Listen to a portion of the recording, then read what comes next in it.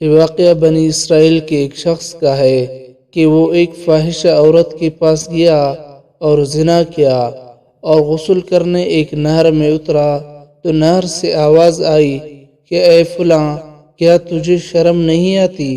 کیا تو نے اس سے پہلے اس گناہ سے توبہ نہیں کی تھی؟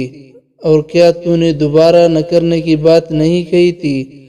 یہ شخص یہ سن کر خوفزدہ ہوا اور نہر سے یہ کہتا ہوا باہر نکل گیا، پھر گناہ نہیں کروں گا۔ پھر وہاں سے وہ ایک پہاڑ پر گیا جہاں 12 آدمی اللہ کی عبادت میں مشغول تھے، یہ بھی ان میں شامل ہو گیا۔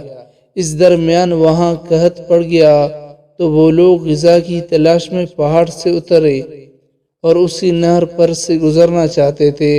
اس شخص نے کہا میں وہاں نہیں آ سکتا۔ ان عبادت گزاروں نے پوچھا کہ کیوں؟ کہنے لگا کہ وہاں کوئی ہے جو میرے گناہ پر مطلع ہو جاتا ہے، لہٰذا اس کے سامنے جانے سے مجھے شرم آتی ہے۔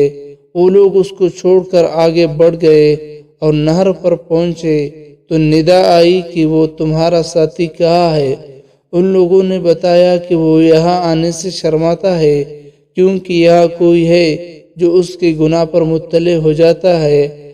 آواز آئی کہ سبحان اللہ، جب تم میں سے بھی کوئی اپنی اولاد سے یا رشتہ دار سے ناراض ہو جاتا ہے اور اپنی برائی سے رجوع کر لیتا ہے تو تم معاف کر دیتے ہو، اسی طرح یہ تمہارا ساتھی بھی گناہ کا مرتکب ہوا مگر اس نے توبہ کی تو میں نے بھی اس کو معاف کر دیا اور میں اس کو چاہتا ہوں، لہٰذا تم لوگ اس کو اس کی خبر دو۔